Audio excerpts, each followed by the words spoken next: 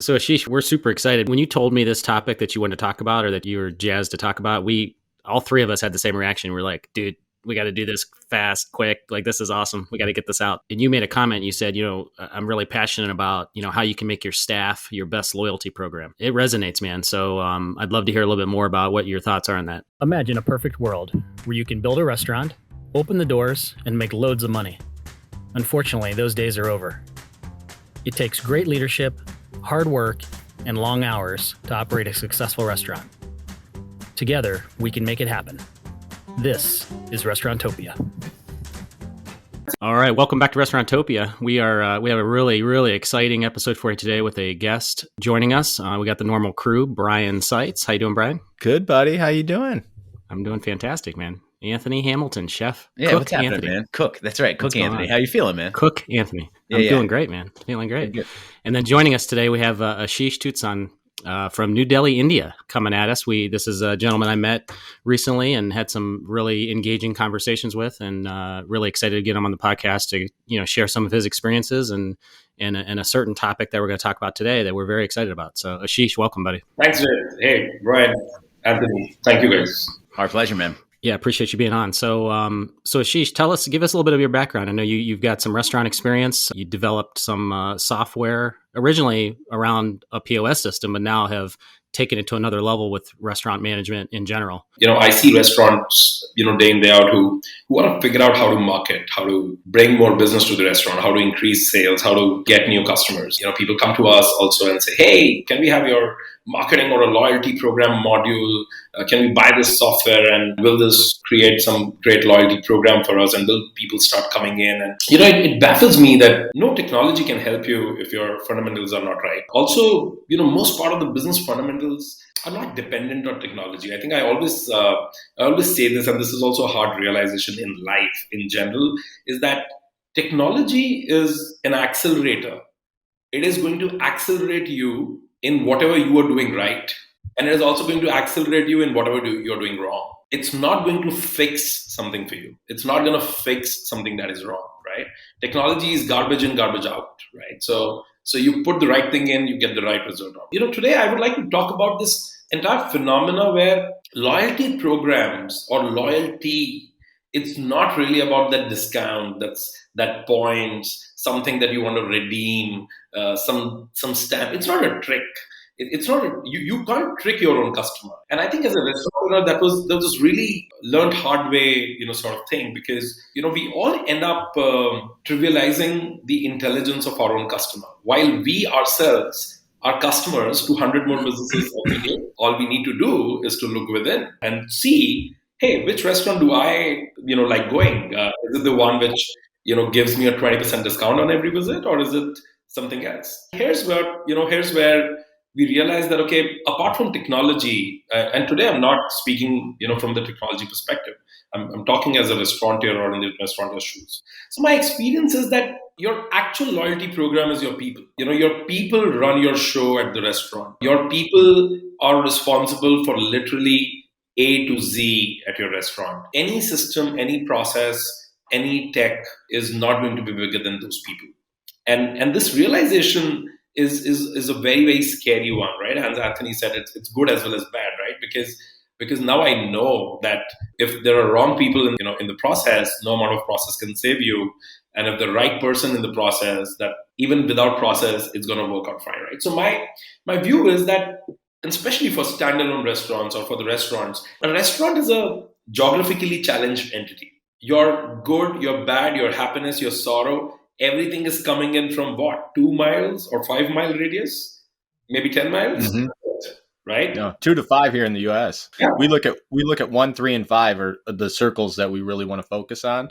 And it's interesting what you said about tech accelerating, because you see with the different platforms now that the consumer, the staff, anyone who's coming to your restaurant now has a microphone. They have the printing press. They are able to magnify their voice to such an extent, good or bad. And that's why this topic resonated so much with me. And like, how do you get your staff to be your biggest cheerleader? And one, I would have to say, treat them great. Like, honor them, build them up, set them up for success. Don't be a tyrant, and really care and love your staff. But what are some of the techniques that you're seeing to help perpetuate that and push them to be brand evangelists, so to speak, or brand ambassadors? Right. I think I'm gonna take a step back from that, right? And I'm going to say that today we are not going to talk about, or probably I'll give some counterintuitive or not so popular ideas about what needs to do with your staff, right? When I say that, let's not insult our customers' intelligence into tricking them into our loyalty program and or considering loyalty as a trick, to get them in more often. I think I will also say the same thing for the staff. I will say that, let's not insult the intelligence of that staff member, and let's not worry about, what really, is treating them well. Is it good enough, right? Because I'm sure a lot of restaurant owners who are listening to this will be wondering right now that I'm such a good boss. Like I do everything on time. What the hell? What more do I, should I do? I think apart from all the hygiene and like table stakes and basic stuff that you can do, one thing which I will talk about is getting the motivation right. And, I'll elaborate on that. Right. As a restaurateur, I've asked a lot of people that, hey, if you want customer loyalty, what does loyalty mean to you? And there are a few options. Does loyalty mean that your customer should come to your restaurant often? Does the loyalty mean that they should spend more? Does the loyalty mean they should bring more people? They should get new customers? What do you want that referral program or loyalty program to bring to you, right? And now this has to be tailored to what kind of restaurant are you? For example, if you are a fine dine restaurant and if you tell me that, hey, I want customers to come more often, I'll be like, dude, I think your motivation is wrongly placed. People don't go to fine dine restaurants often. The entire point is that I don't want to come to your restaurant. I mean, even if I love it to death, I don't want to see it more than once a quarter. You also don't want to see me, more than once a quarter, honestly. You're not the comfort food, you're a fine dine restaurant. But then if you're a coffee shop, if you're a cafe, you want me to come there often. You want me to like just stop by every now and then, even if I'm there 20 days a month, that's super. Let's say if you're a bakery, if you're a dessert shop, right? You actually want me to buy more. You want to increase the wallet share. You want to come and try those three things, buy those three things that you love and try at least two things every time. You want to do that, right? If you're a neighborhood restaurant, which is, somewhere in the middle tier, which are most of the restaurants, you want me to bring in more people. Now, as a restaurateur, think about it. Most of the times, we are not sure what is it that we want out of our customer. And hence, we are also not able to tell our staff what to do with them. My thesis is that one of the best ways to convert your staff to run your loyalty program naturally is by also establishing with them that what is it that we want out of a customer. For example, if you're telling your staff at a bakery, if you're a bakery sort of store, bakery cafe, and if you're telling your staff and you're explaining to them that, hey, we want this person to come here more often, and hence, if you're smiling to them, if you remember their name, if you ask their name, and if if you're offering them something to try, every time they come in, even if they come 10 times a month, it's going to create that frequency, right? Or if you say that, hey, you know what, we don't worry about frequency, that's customer's choice, but we really want this person to come in and buy more. We want a larger share of wallet each time they come in. And hence, your incentive is going to be based on how much they try. So automatically, what are you going to do? You're going to start asking your people to behave a certain way. And I am not talking about their motivation. What I'm saying is something very, very basic. Each of us do the right thing when we know what is the right thing and how to achieve it. Mm-hmm. My belief is that, we expect humans around us, especially our staff, people, who work for us, with us in our business, we expect them to think like us and then term them as fools, right? Of course, they're working for you. They're fools, right? So let's end it there. No, point is that they are not foolish, if at all. If you tell them what to do, they know exactly what to do, right? You expecting them to, have high empathy, expecting them to have high EQ, expecting them to, all of them to talk to customer a certain way, be interested in the life. Oh, come on, man. This guy might be having a rough day. He's not interested, right? But if you tell him that, hey, every time somebody walks in, we probably need to, figure out and ask them, help them try certain thing. Let's say now here comes the technology, right? This is what I'll give you an example. So this is what I, promote a lot, that technology should ideally help you, let's say, identify a repeat customer. Let's say they give you their mobile number or their email ID or from a credit card. Now you know that he's a repeat customer, right? You can actually have certain things available for free trial or to be put in that box each time if it's a repeat customer, right? Then the person does not have to use his brain.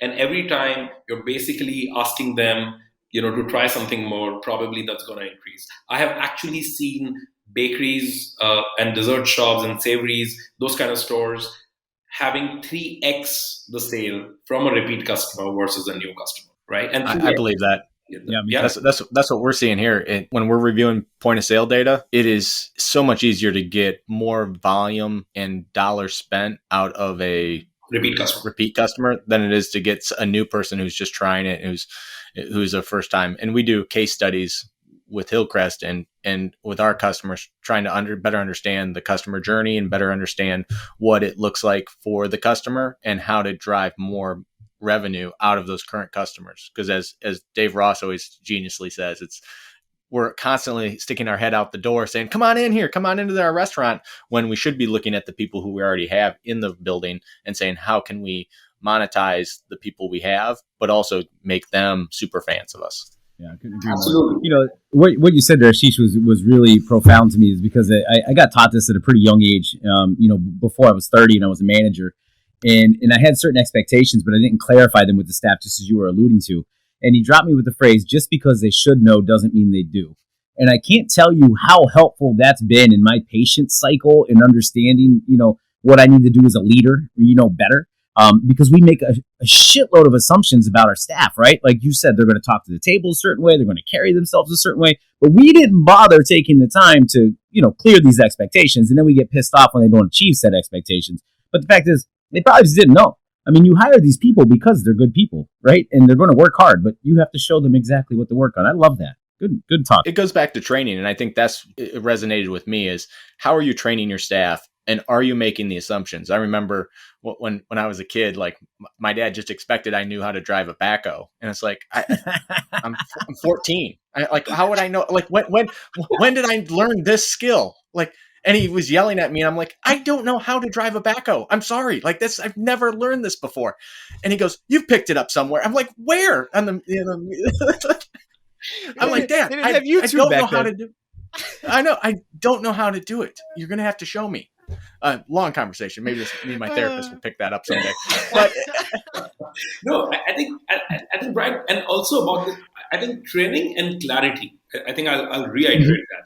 I think I'm talking about training them right, but at the same time giving them clarity, because if they are clear what to seek from you, they will come and ask you the right question because they know what to look for. It's that open dialogue and that communication with the employee that is so key, and setting that expectation.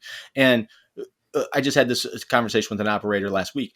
Smiling, making sure that your staff is smiling and that they're engaged. And again, is not everyone's normal MO, their modus operandi, to smile. So are you training them with that? And are you helping them? So that, I love it. No, I'm very, very funny. Like, why to smile? So see the question also is that what am I getting if I'm smiling? That's my point, right? Mm-hmm. So if your staff now smiles at somebody, and what they have in mind is, oh, this guy's gonna come back, or hey, this guy's gonna buy more, or hey, this guy's gonna bring somebody, right? If they have this clarity, right? For example, saying that, hey, be good to the customers, right? You can't be good to customers all the time, and every customer is not great. Every customer is also not good, right?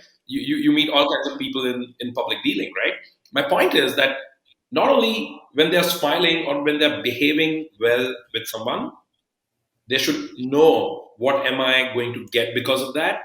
At the same time, if there is a mess, if some customer conversation didn't go as expected, you know what? Now they know what they lost, right? You technically put a price to each conversation by saying, hey, my average order value from this customer, let's say, is $20, and lifetime value of this customer for me, let's say, is we expect him to come 12 times a year, it's $240, and we expect this person to come for next 2 years, right? So $480, right? Now, if I'm messing with someone, right, whoever you are in whatever category of stuff, you understand this customer is worth $480. That's it. So I have a funny story from my operations days. I worked in casual fine dining and the plates were very expensive, $20, $30, $40 a piece. And one of your line cooks or servers or bus people would drop one of the plates. And you would say, hey, that's $20 or whatever. And they'd kind of shirk it off because we were a busy restaurant. We made lots of money. But when you put it in the context of, hey, listen, that plate you dropped is $20. We're going to have to do $200 in sales to recover the cost of that plate. So the next four top that walks in the door, we just broke even on with all this work we have to do and all the cooking and all the food. We broke even because you broke a plate. We made zero profit on that 4 or 6 top. And all of a sudden, the light bulbs went off and the perspective changed. And all of a sudden, it wasn't utopian, but everybody was a little more careful about how they handled the equipment, right? Because you put things in that context of exactly what it means. And everybody could understand and it was palpable. It was a seismic change. Absolutely. That's you set the expectations. I mean, that's what when you assume people know what they're supposed to be doing, that's what happens. Yeah. So this is coming down to training, company culture, expectations. I love all this. And it always comes down to it. Why is that, right? Like why every amazing guest we have on, these are always the overarching themes, no matter what we talk about. Can't be a coincidence. It's the foundation of success. That's what I'm saying. The foundation of success that is in every business, but to use your verbiage, it's amplified in the restaurant business because it can only take 1 or 2 customers to be a digital vigilante and go on social media and go on to the different platforms, Yelp and what have you, and roast you when 99% of the other customers had a wonderful experience. Didn't say they had a wonderful experience, that this person, felt unheard and then wanted to go out and get revenge. Yeah. Well, and I think that sometimes you don't know what you missed. And I can go back to Ashish's point about, I hate putting a dollar amount on people, but it is true. Like, and when you look at it in that perspective, like, because the guy the person that had a bad experience and walked out and said nothing, and maybe didn't go on social media is almost worse. We've talked about this in past episodes. Like Anthony's like, I'm that guy. He goes, I just don't come back. Anthony is that guy. So how many restaurateurs, like, they don't even know they lost the customer. Yeah. And to your point, Dave, I think that's exactly what the point is, but there's something, deeper there as well, right? So what Anthony said, right? When they put that in perspective, that a $20 plate is going to, break us even on a $200 sale. I think it's the same thing, right? As a staff member, let's say there was a bad conversation, right? There was a client there was a customer who was not ready to listen, he was unreasonable, blah, blah, blah, blah, blah. Something happened, didn't work out, right? If I know exactly what I lost today, I automatically also know what do I need to do to make up for it, right? And here's an example, Albert, right? So if I lost a $400 customer today, right, I can also report it back today saying, hey, you know what? I took care of 9 more. Don't worry. We'll make That's it. where that open book management comes into play, right? And letting your staff understand the financial implications that their actions have, and it's become pretty trendy, but I don't see it enough in restaurants just yet. Yeah, but I love that. Because it's difficult, Anthony.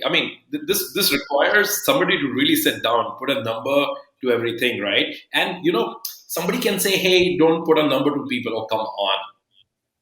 You put a number to your staff. Come on. You hire people on, by a number. It doesn't matter what stage, right? You are working for a number. It's okay. Point is that if you put a number for the right thing, we all put a number to all the expenses. My problem is that you're not putting a number to a projected gain. Right? If you put a number to a projected gain, everybody knows in the organization what to chase, and they're not going to go wrong. Yeah, and we're good with numbers. Like, we actually rank people 1 through 5, so we're we're good. We're good. I'm currently at 6. Brian, what do you? But he's working hard, though. I'm He's working super hard. Yeah. Super hard. I used to be at 12. Our podium has more than just 3 levels. It's more of a step pyramid. One thing I think that is so important with this is quantifying the value of the customer and then using it as a teaching tool for your employees and not bite their head off when they say, hey, then they're like, oh, I'm afraid to bring to you, I made a $400 mistake. This is an example as a teaching tool. And one thing our mentor here at Hillcrest taught me is, and this is so counterintuitive, is let people fail, let people make mistakes, and let people learn from that mistake. Because if they're afraid to bring you the information will stop flowing, and then you're at a disadvantage as an owner, as an employer. And Brian, you're right. That's a huge implication in restaurants, because when we grew up under, like Ashish was always yelling at me when I came up as a line cook, and my chefs were throwing things at me. If I burnt something, I hid it. Like no one knew my mistakes because I was afraid to come out with them because I was going to get clubbed over the head. And the opposite of what you're saying is absolutely true. Let's handle this as a learning opportunity. It may be expensive, but the fact is, I was trying real hard. It was an honest mistake. It wasn't negligence, right? So I don't need to be prosecuted. I don't need to be persecuted. I don't need to be punished. People are afraid, to admit their mistakes, mostly when they don't know how to fix it. And I'm not really talking about. I'm not talking about managers or the leaders being open to mistakes or not. I'm talking about something like very, very deep, which is like in the human psyche. For example, let's say if I damage something at your house, which is worth $100, I will admit my mistake because I'll also place $100 and I'll say sorry. I know where to go, right? But imagine I come to your house and I break an antique which is dating back to like some 100 years, and I know that there is no way to get this back. There is no way to buy it back. The thing does not exist. You really expect me to come and tell you that I broke it? Absolutely not. I'm going to blame it on your dog. I'm going to blame it on. We need more dogs in restaurants. So when you put a number to everything, you end up putting a number to the mistake, and by virtue of that, everybody is intelligent enough to figure out that, hey, you know what? This is a mistake worth this. If I work hard, I'll fix it, right? I can own it up and I say, don't worry, don't yell at me. Even if you yell at me, I know what to do, right? I'm going to work 3x harder for the next 3 days, fix it. It's very insightful. And it is human nature. It is, why, as you get older, why do you feel so relaxed in so many situations is because everything can be fixed. Yeah. And I always tell my employees, never fear making a mistake and never fear bringing me that information because I'll fix it. And you will make mistakes and I will fix them. Like that's just part of life. And as we cultivate and grow an employee to be to the next level, you have to coach them up and you're going to fix some mistakes. And sometimes they're big, sometimes they're small. But again, the small mistakes can turn into big mistakes when they don't deliver the information to you. Right. Okay. Great point. And on that, the second point in that order is that, once you're sure that your people understand the objective of your business, they have a number-based understanding of what is it that they are losing and gaining. The second piece of, a great loyalty program inside, hidden inside your staff is retention. I think retention is one of the biggest tools, right? Because a large part of your restaurant loyalty is not really about great experience. And I'm again making a counterintuitive or maybe intuitive point. I'm talking to the pros. So my experience with the restaurants was that customers come back to your restaurant not for a better experience. They come back for the same experience. You make it better, they don't come back. They'll yell at you, and you'll be like, "No, this is better." They're like, "I don't want better. If I need better, I'll go to the next store. They actually make something better than you. I am here for the same thing which you served me last week, last month, last year, 10 years back, my grandmom. Please make the same thing again. Otherwise, I'm not coming," right? So, we all talk about food, right? And it's very easy to understand food because that's a tangible, right? There's a taste that's perceivable physically. I think a large part of restaurant loyalty also comes from the same experience in mannerisms, in how customer was treated, how were they seated, how attentively, were they brought in, right? How quickly, let's say, their checkout happened, how packaging happened, etc., right? Very many soft aspects of that experience. I think what I've experienced and seen is no amount of training can fix that. No amount. If there is attrition in your staff, if you're continuously losing people and then getting the new ones, you may be the best trainer in the world. Trust me, it's not going to work unless you're McDonald's. I mean, unless So and again, I think we should not also trivialize McDonald's. I think McDonald's not only spends millions of dollars in training, they also have perfected something over 5, 6, 7 decades, and they only do one thing, right? It's like a robotic process. So even that robotic process requires millions of dollars of training. Imagine, right? For it to come through exactly same, every time. Now, for you as a restaurateur, this is the only reason why you should retain your staff. You should focus on retention, not because they're going to do better, but because they are going to give the same experience to every customer in their natural element. This is how they are.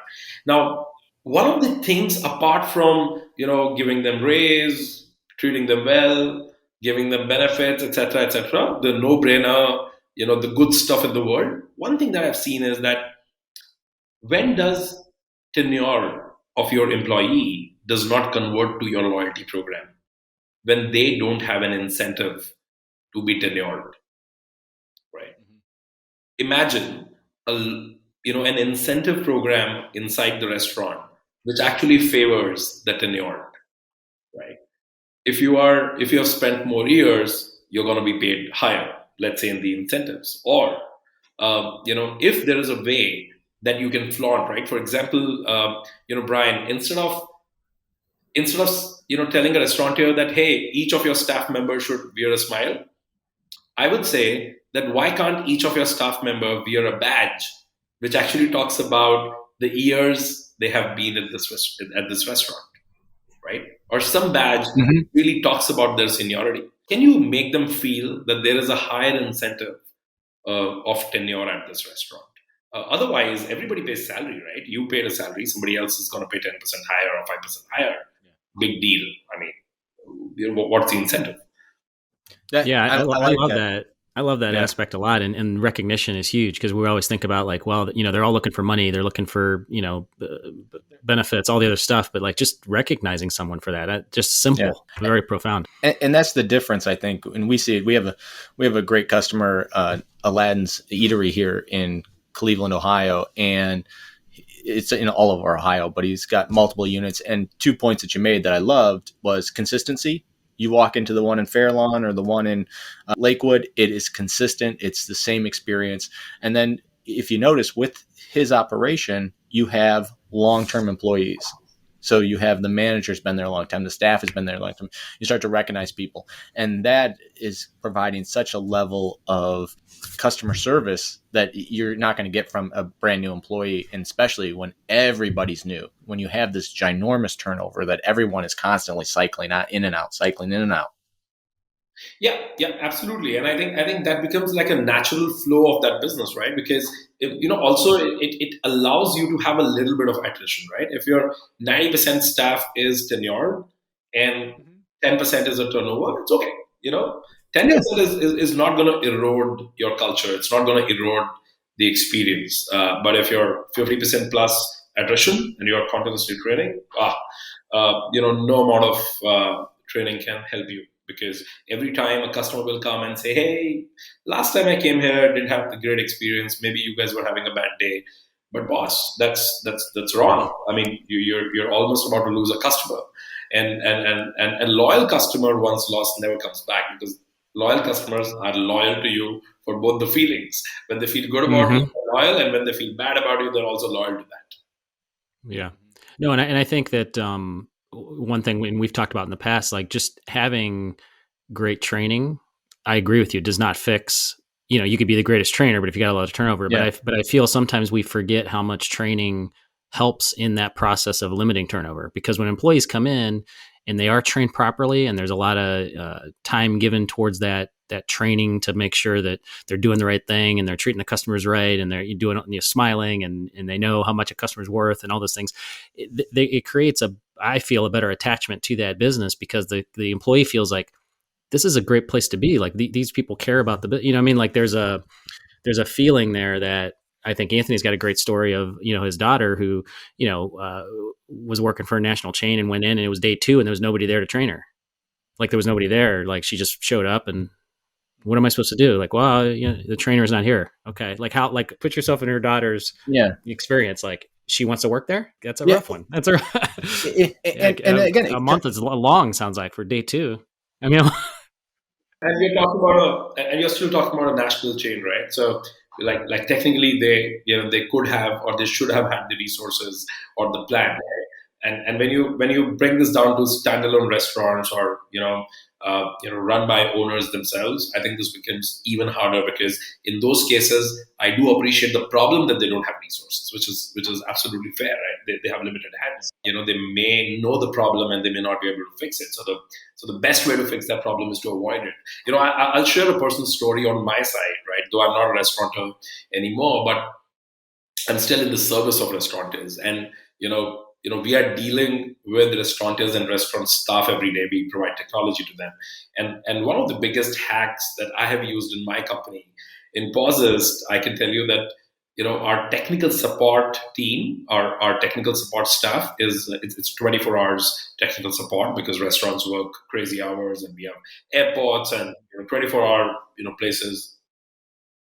We have had less than 10% attrition in the last 7 years in our support team specifically, right? So our long-term customers, know our support people by name, even though they don't have a way to, pick the, person. Like the call, when they call can go in a round robin fashion and it will land it anywhere, right? But if you're a Pauses customer for 2+ years, there's a very high chance that you know everyone, right? And everyone, like everybody knows you, right? They're like, they know your contact heart, right?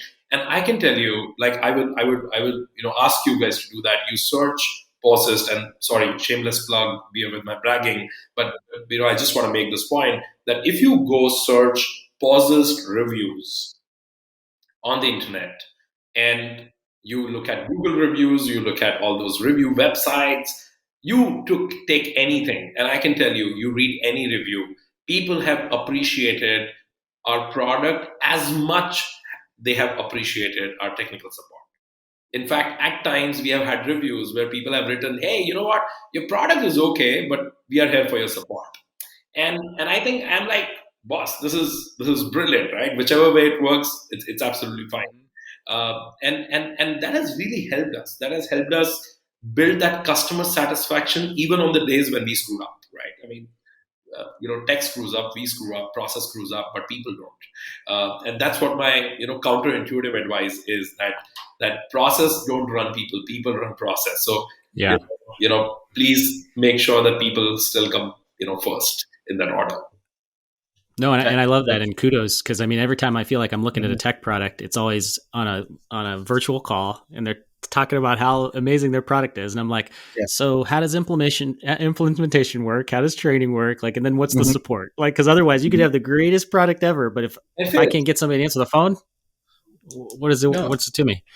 And when I got a restaurant full of people and my point of sale system is down, is someone going to pick up that phone, and can they solve that problem quickly? Because when I'm hand typing in the credit card numbers, it's not giving my customers the warm and fuzzies. Like it's got to be great customer support with any tech, and I'd love to hear that you got that. Right, exactly to your point, because we were restaurant owners ourselves. I think one thing which we did from day one and continues till date is we don't have a support ticketing system in which somebody emails back and forth. We have a phone hotline for customers across the globe, because exactly what we understand about the restaurant industry is that I always tell my team as well as our customers that we understand that nobody is having fun talking to us. You don't want to speak, right? So we believe that when you call us, there is fire. And even if that fire is not real, even if you're missing something or everything else is working fine, you just miss something. Point is, it is fire to you because at the peak hour, something is not working. That needs to be fixed, heard, responded to right then. It's a hotline problem.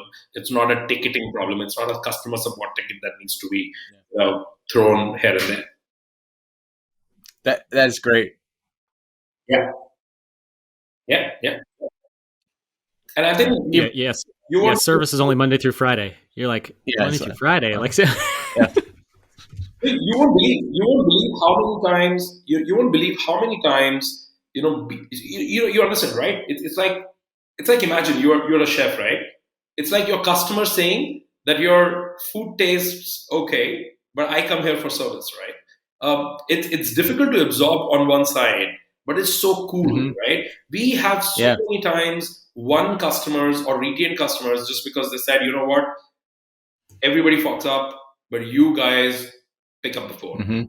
Like you guys are always available, right? And I think that's, I can take the shameless plug for Processed out, but the point is that even in the tech business, what I want to point out here is that I'm a tech company, right? My technical support people are technical people. I can have more of them. I can, they're being manufactured in, technology institutes across the world, right? But it is still people. And if a technology company needed to retain its support staff, to give a great service to restaurant customers on the other side, who are also, savvy customers on the other side, we are not dealing with people who don't know this stuff. I think a restaurant definitely needs that. I love it. Ashish, where can people find you? Where can they find your company? What platforms are you on that you spend a lot of time on? Are you on LinkedIn? Where can people get your content? Yeah, so I'm on LinkedIn. I'm Ashish Tulsian, and find me on LinkedIn. I'm on Twitter. My ID is Tulsian, ATULSIAN. I think Twitter and LinkedIn are great platforms to reach out. They can Google Processed, and they should Google Processed reviews. They will get. That's good. And they're not paid. I think I remember once we were wondering that a few years back we were like, hey, what does it take to ask our customers to review us on social media and kind of create social proof of the good work or the work that we are doing. And somebody said, hey, we can incentivize that. And I'm like, you know what? They pay us. We don't pay them back. Right? So I think we are confusing this relationship.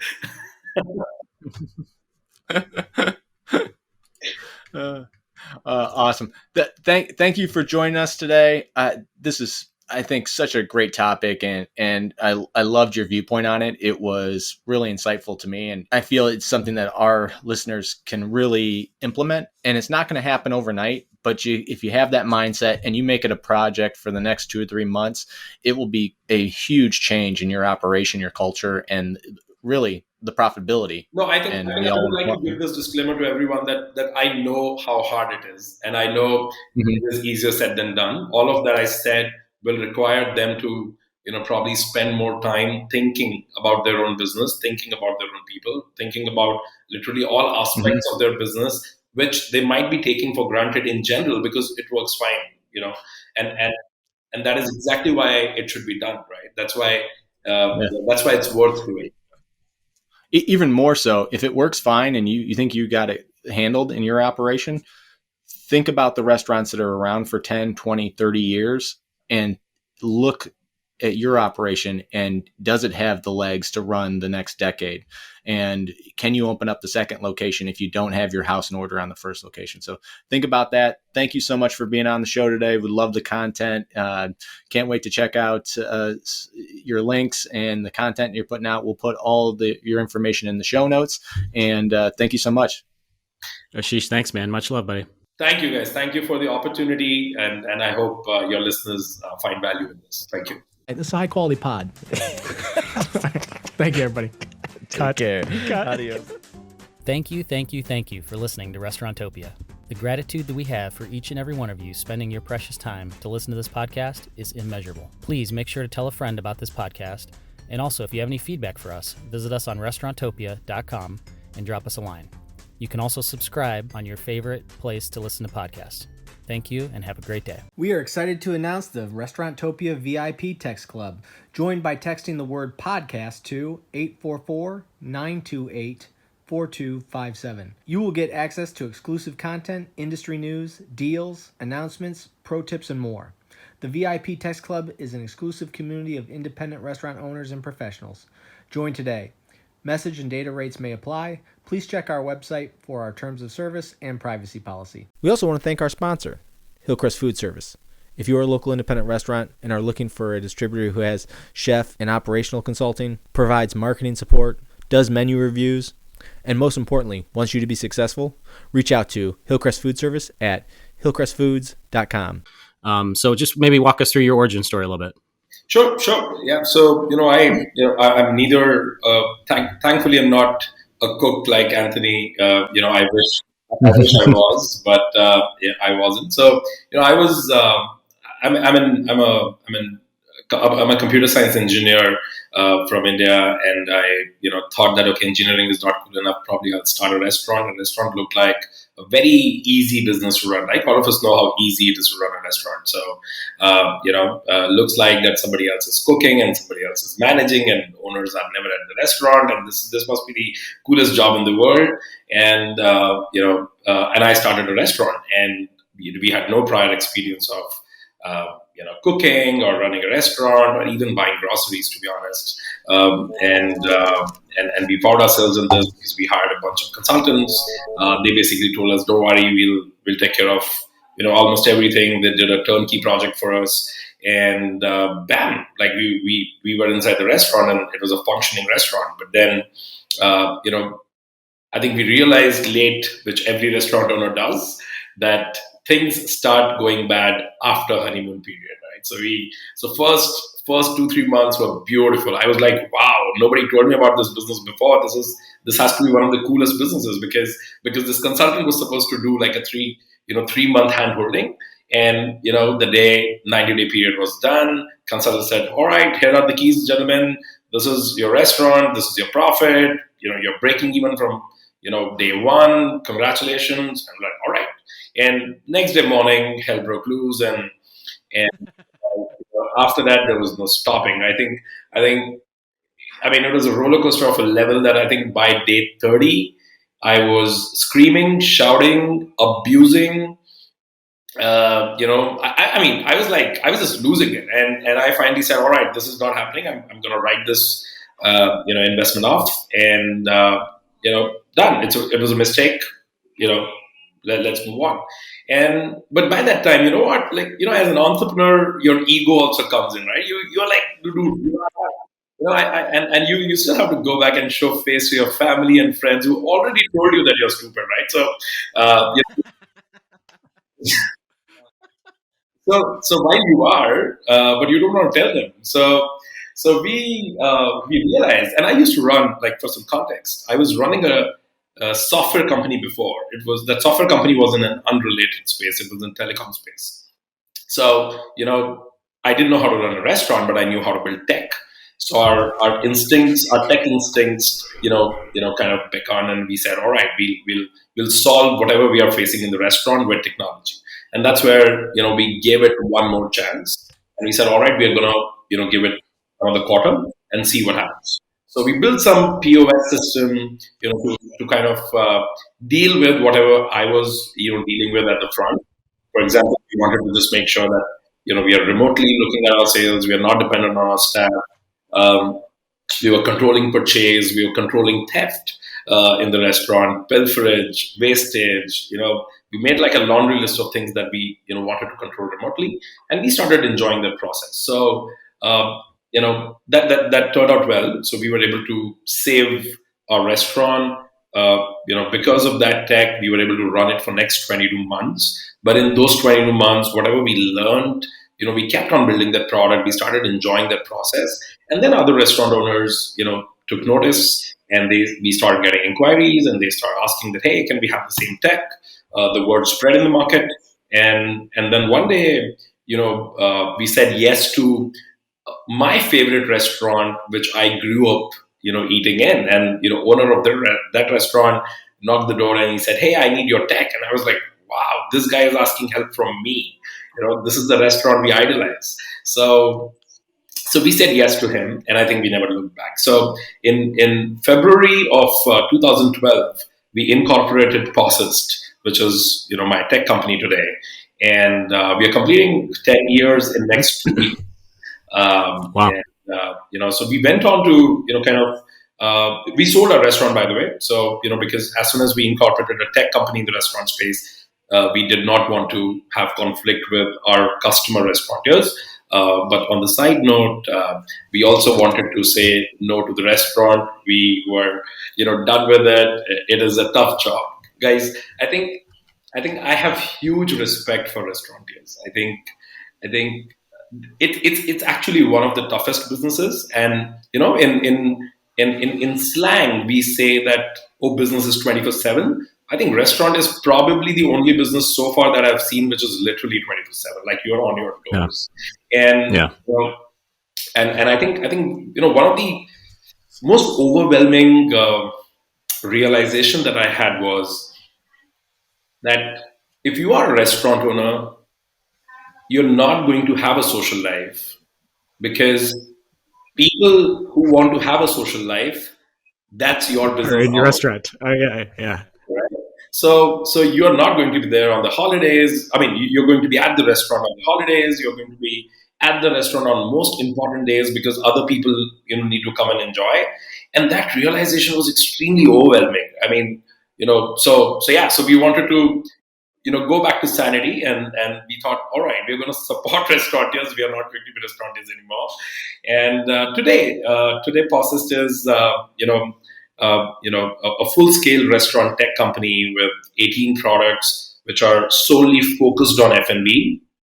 We work with some 10,000 restaurants across 35 countries across the globe, which count from some of the most renowned standalones to some of the largest chains like Carl's Jr., KFC, Taco Bell, Nando's, and so on.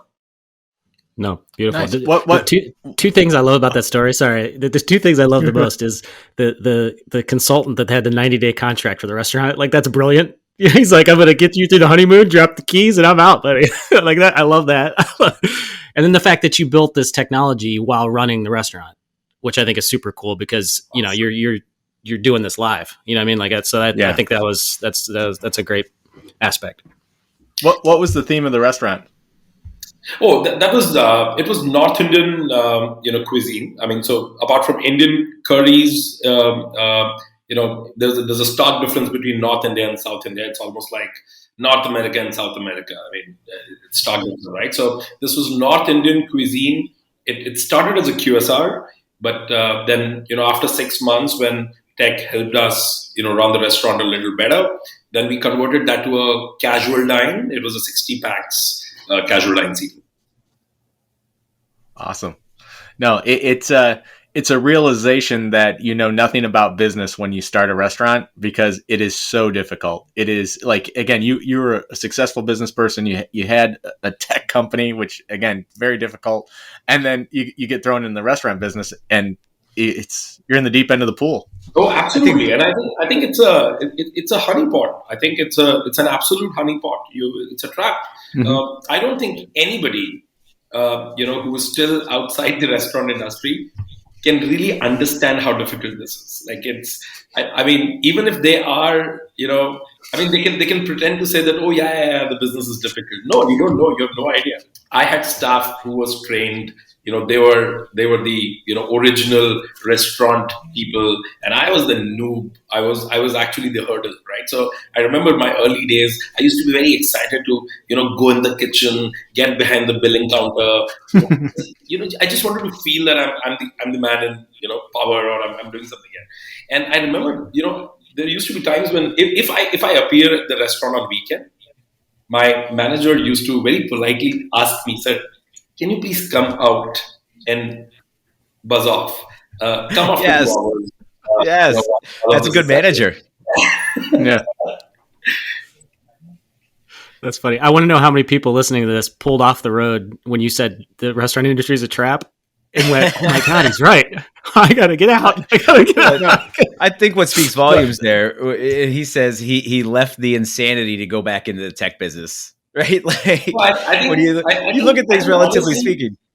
I think honestly, it's really about your temperament, right? So today, on a more serious note, I tell people that if this is what you feel like doing for next 30, 40, 50 years of your life, super, do that. But please don't run restaurant business as a side business. Don't run it as a side gig. Don't run it as an investor. Don't be like me.